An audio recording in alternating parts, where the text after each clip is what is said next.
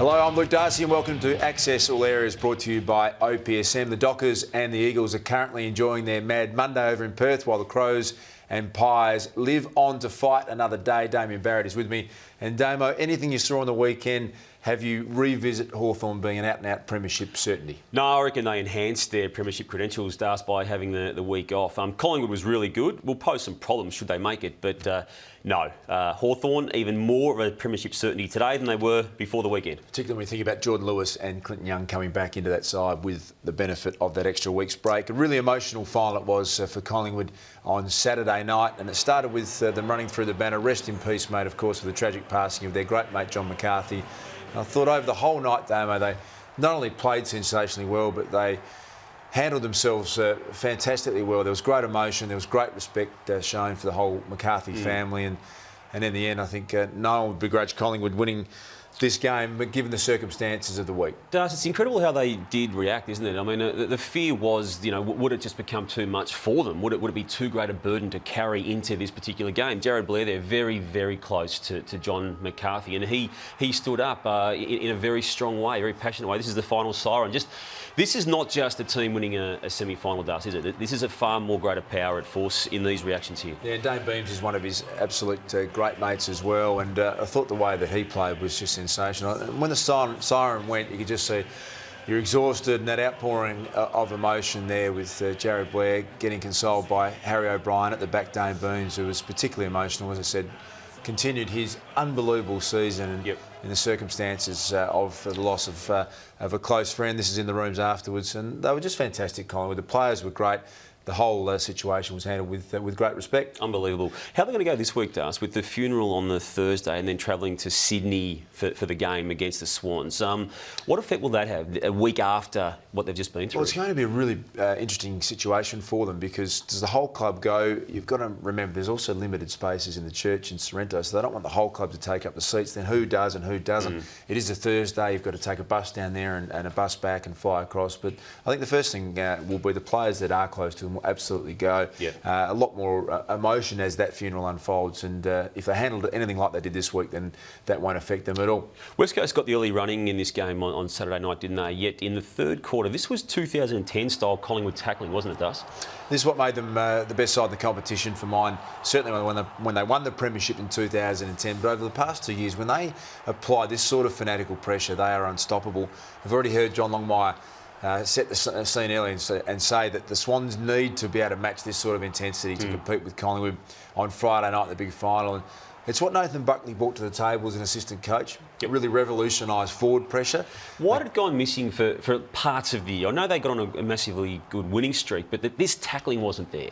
It's an intangible question, Damo, that you can't answer, and you'd love to be able to find that formula that you wouldn't lose a game if you did, but it's only small things. You slightly drop focus, one player gets omitted from the side, Dane Swan gets suspended, a few other controversies happen, and it's just 0.5% drops, and then you don't find that elite tackling pressure that made you a great side. The fact they got it back in a big final means that they can go ahead and do it again. The big names responded, didn't they, Das? And Dale Thomas was one of them. Had a lot of pressure placed on him in the lead-up to this game. Takes a mark there by himself. He ran a long way and ran hard to be in that spot to take that easy mark, but crucial goal, crucial bit of play. 90 seconds later, Das went and did this. This is more of his own doing, this goal, isn't it? It's a really skillful goal. Not many players in the comp would have been able to gather that loose ball and kick it. And then 6 or 7 minutes later, kicked his third goal in the same quarter and just changed this game single-handedly for Collingwood. Yeah, they were down at half-time and he came out and blew it apart, as he said, 3 goals in 7 minutes. You often find out at the end of the year just exactly the backstories of what's happening. We know he's been in a moon boot with a severe ankle injury. We understand he's carried other soft tissue injuries as well throughout the year, missed a few games. So what a performance to be able to find something in that space of time. It was that 7 minutes that won this game, wasn't it? Just about. And they changed their mindset, Damo. That's what I liked about Nathan Buckley's coaching. At half-time, they weren't taking risks. They were going down the corridor. They weren't playing on as much. And there's no doubt Bucks at half-time said, if we are to win this final, take the game on. You saw Dale Thomas then taking a bounce, running away from Scott Selwood. They took some risks and they were rewarded in the end with a brilliant second half. Sets up a prelim against the Swans at ANZ Stadium. It's a combination that has Collingwood people licking their lips right now, Dust. And Sydney very nervous for obvious reasons when you look at this record. 11 straight wins versus Sydney. You have to go back until the premiership year of 2005 for Sydney, the last time they beat Collingwood. Only 5 Sydney players have ever beaten Collingwood while playing for Sydney, which is just a staggering stat. Collingwood have won the last 7 straight matches at ANZ Stadium, and then we look at Sydney's record against the top 4 teams over the last 13 games. They just beat Sydney every time they play them in recent years. And at ANZ Stadium, they've got a great ability to close Sydney down, get space at the other end, and that is something you can't ignore when you look forward to this week. They won this game against West Coast by a couple of goals. Had it been a 3 or 4 point margin, Dust, this incident we're about to have a look at here would have become, I reckon, the subject of court action, Eddie Maguire being in charge of the club. As we know, this goal, in inverted commas, was kicked by Andrew Cracker, but reviewed subsequent to that because it was claimed by the people watching it up there in the stands that ball there is over that line 100%. And as we know, the rule states the whole ball has to be over the whole line. I don't think it was, Dust. No. I don't think you can tell categorically that it was. And I think that's where the confusion for some people at home watching is that the ball has to, as you said, be 100%. Whole ball. So if there's a millimetre of it touching the white line, now look at the positioning of the boundary umpire there, right in the goal line, directly looking at it, and the goal umpire in the perfect spot as well. They both shook their head and said it wasn't conclusively over the line. Now, I've got no issue with the score review people getting involved and saying, hey, guys, let's go and have a look at some videos. Maybe we've got an angle that is conclusive. And they go back down and unbelievably, staggeringly, they have overruled a decision without conclusive vision. And I can't understand it. Look, let's not get too carried away and just say, look, you make mistakes. But I hope the AFL just put their hand up and say, our score review guy really shouldn't have done that. We're going to make sure that it has to be 100% conclusive. You say not get too carried away, but you know Eddie Maguire better than I do. You work with him every morning. He would not be resting if Collingwood lost that game by 3 or 4 points. And quite understandably so. I mean, when you have a system put in place that hasn't been executed the way that you're told it was, what they're supposed to do then is say, inconclusive, let's go back down to the umpire on the spot 2 metres away. What was your initial thoughts? And their initial thoughts were it wasn't conclusive. We couldn't tell if it went over the line. We allowed play on. The goal should have been there, and we play on. So it'll be interesting to see what the AFL say today, and I hope they put their hand up and say, yep, we'll get this right next time. Yeah, I've got no problem with how long it takes, but they've got to be sure when they're going to overrule a decision already made. Absolutely. Yeah, let's have a look at some player movement, coaching movement within the AFL in 2013. And I'm going to fire a few names at you, Damo, because you're a man who has got the inside word better than anyone in AFL circles. Where will Brett Ratton be next year? The Port Adelaide job, senior coaching job, is his task if he sells the right package, and he's already doing that. I think you're sick of talking about Travis Cloke, but can you put it to rest now? Will he stay at Collingwood? You can't put it to rest, but I think it's leaning back toward Collingwood more than the options that are on the table, they being Carlton and Fremantle. Back to Collingwood as it stands. Matthew Primus, I thought one of the disappointing stories, the way his exit was handled. Good to see him back at the club the other day briefly. Yep. Will he be somewhere next year? Yeah, he will be, and in a senior assistant role. Gold Coast, possibly, but there will be a bit of a fight for his services. Good to hear that. Great person in football, Matthew Primus. Brendan Goddard, will he leave St Kilda? I just think everything that's being said about him and by him is leaning toward a departure, Das, and the Freo offer to me is the one that's going to appeal very much when they pull off the table their offer to Travis Cloke. Brent Maloney is a restricted free agent. He's declared his hand. He wants out. Will he find a home? Yeah, he'll find a home. Not sure it's going to be at a finals team, which is what he desperately wants. I think a Port Adelaide could well be the one where he finds. Alan Richardson no longer at Collingwood. Yep. Where will he end up? Bit similar to Primus, possibly with a senior assistant role at GWS.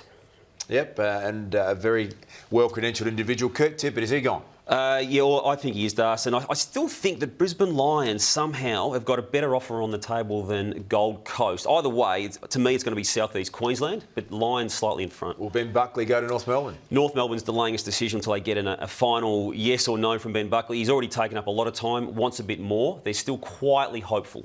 Josh Caddy has come back to Melbourne, wants out of the Suns. Is that going to happen? Collingwood's going to get involved here at some stage, Das, and as we know, they can sell a pretty convincing package if they do so. This man was sensational in his first year with the Giants. Is he going to be there next year? Well, the offer they've got on the table, Das, is probably half the money what they need to actually get on the table for him to stay. And I think unless they double it to get it up to around the $300,000 mark, he's out of there, Das. You got one more to finish on? I've got one more. Yes. It's this man, Luke Darcy. You know, I asked us because Foxtel is likely to get the netball next year. You are the doyen of netball coverage. You gave it a profile it never had until you took over as chief commentary. There's only one thing I'll say, Damo. You've got a decision to make on this. When you're not humorous, you don't wander into the territory of people Not that trying to are be humorous, funny, it's a serious question to ask. You're a serious man. Netball commentary is your go. I would stick to the things that are your business. Can you rule it out, Das? No. Can you rule it? You can't rule it out. I'm actually thinking about a move back there.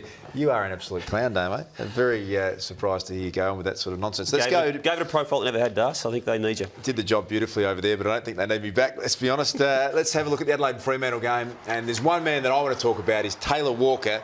The big Tex, just sensational in this final, Damo. 5 big goals. Stood up and really was the difference in the game for me. Yeah, and loved how he responded, Das. It wasn't going his way early on, was it? I mean, you called the game, and his first goal came after the siren at half-time, didn't it? It was a crucial kick, crucial goal in the context of that game. The 4 second-half goals were the ones that just made him, I suppose, stand out on that field, to me, as the absolute key by a long way for what the result was. I've seen the Crows a handful of times live this year, but I probably didn't appreciate how good at ground level Taylor Walker is for a power forward, and it's a great skill. The great Wayne Carey was just as good at ground level as he was in the air, and he's probably the best contested mark I've ever seen. And look at that sort of stuff. Don't argue, he's running around, sidestepping. If it's a half volley, no problems. Put it in the air and he's equally as good. He's an exciting player. They've got Hawthorn in a preliminary final in Melbourne. If there is a problem for Hawthorn, and it is an if there is a problem, it's what happens down back with Gibson, Schoenmakers and Stratton. Who gets Walker in this matchup? Look, we say that every time we play against Hawthorn, they manage to get the job. But Walker is emerging as the key you're right. to this season for that. I think Schoenmakers takes the tool that is deep, and that'll be Kurt Tippett, and particularly the biggest tool, so I think that matchup will happen. Look, Stratton is an option, but I think they'll probably go Josh Gibson as their best defensive player. I know they like to get him third man up to come and spoil, but I wouldn't take the risk. I think Gibson's good enough to compete with him athletically and run with him toe for toe. I reckon they'll go Gibson, but maybe Stratton. But you're right, that's probably the one thing that they will look at, trying to isolate Big Tex. Crucial result within the game on the weekend, Das, was Ben Rutten's job on Pavlich. Was it his best game for the year, Rutten? Yeah, probably was, and at a time that they really needed him with Talia out of the side. I think Talia would definitely have been the matchup for Pavlich. And we looked at that on Friday night and thought, that worries me. I'm not sure Rutten's going to have the agility to twist and turn with Matty Pavlich. If Talia was fit and available, would he have played on? 100%. Right. Yeah, absolutely. Talia's been the man for these jobs. So credit to Rutten. He's just a great competitor. He's been an All-Australian. You're always worried about whether or not he's got the speed and the turning ability, but he was fantastic, and he's going to have to try and front up again. He's got a massive job this weekend when they take on Hawthorn. We've seen some mixed emotions from players who's had effectively season-ending injuries late in the year. We raised that topic because of what happens here to Jared Petrenko. Right arm pops very, very late in this game, Das. It was about 90 seconds to go, and he's reacted, emotionally, tears in the eyes. And was affected by it in the team's song and players consoling him after the game. There's still some hope he might play, but emotions on show there. A lot more tears in football, Damo, than I've seen ever in the past. And look, I like what Brendan Whitecross did the week before. And we're all made up differently, and we all have different emotional controls. He masked his emotions, Das, Whitecross. I mean, Petrenko didn't. Brent Guerra didn't. Just won a big final. They're going into a prelim final. He's still a chance to play. Yeah. You just don't like guys tearing up, do you? Not overly enamoured with it, Damo, it's fair to say, but no, great to see. I like it. You do? Yeah, it's natural. I'll make you cry in a minute. Let's have a look at time now to reveal last week's winner of the OPSN Fan Face-Off competition, Damo. This has been great. And it goes to Charlie Densley from Adelaide. Oh. Well done, Charlie. You are off to the grand final. Just loving life over there, the Adelaide Crows. Very happy about it. Hey, our OPSN poll question this week, head to our AFL Facebook page to register your vote on should we have a night grand final. Let us know now, day or night final. We'll have the result of the poll on Friday's Access All Areas. Damo, are we ready for a night grand final? I think we are, Das. I'm a traditionalist, or I think I'm a traditionalist, but I wouldn't be at all have a problem with a night grand final now. I don't know why, but I reckon it's time. You know what? Bring it on. I'm coming your way too. Yeah. I think we're ready for it. I think it'd be sensational. Night is where you can have the great entertainment, spectacular on television. Yep. Players aren't going to be phased by it at all. No, I used to hang on to a day grand final, but I think I've come the other way. It'd be we agree on fantastic something, for the first time in 2012, don't we? Hey, let's have a look at the two big games this weekend. Sydney and Collingwood. Who are you tipping? Sydney, despite that record we just showed. Yeah, same of here. Collingwood. Yeah, we agree again. Damo and Hawthorn, I think, will account for Adelaide pretty comfortably. pretty easily. Thank you, Damo. That has been us for Access All Areas. Look forward to catching up with you. You're going to be joined by Matthew Richardson and Lee Matthews on Friday's Access All Areas. But for us now, it is goodbye.